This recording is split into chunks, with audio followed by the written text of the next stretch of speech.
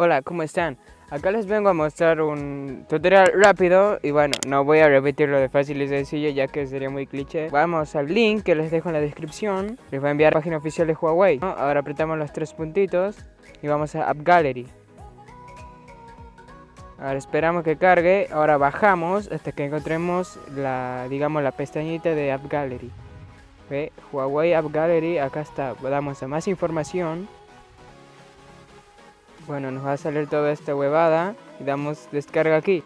Bueno, le damos a descargar App Gallery. No lo descargo porque ya lo tengo. No, mentira, lo voy a descargar porque ya ven que yo le voy a dar atención a ustedes.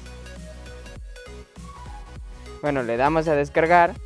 Bueno, ya le di a descargar. Cálmate un poco. Yo voy a cortar esa parte. Se está descargando, ahora le damos a abrir. Cuando termine la descarga, obviamente. Le damos a instalar. Esperamos. Una vez instalada, le damos a abrir. Le permitimos. Siguiente, acepto. Religión Argentina, presente, acepto.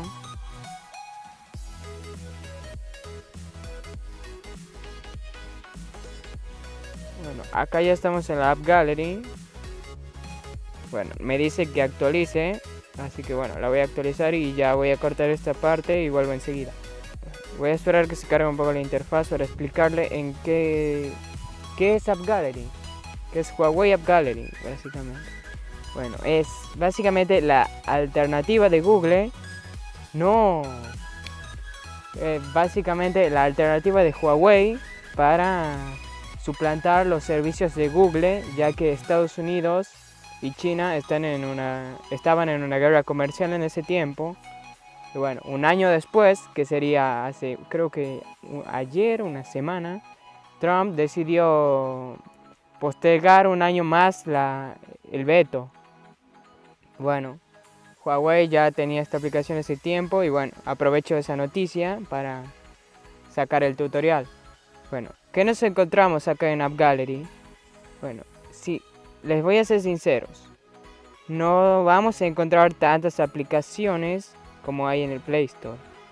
Pero sí hay aplicaciones que no hay, hay.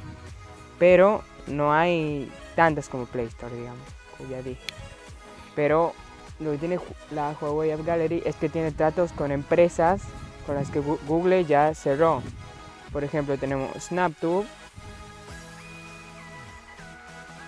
Y también tenemos File Explorer.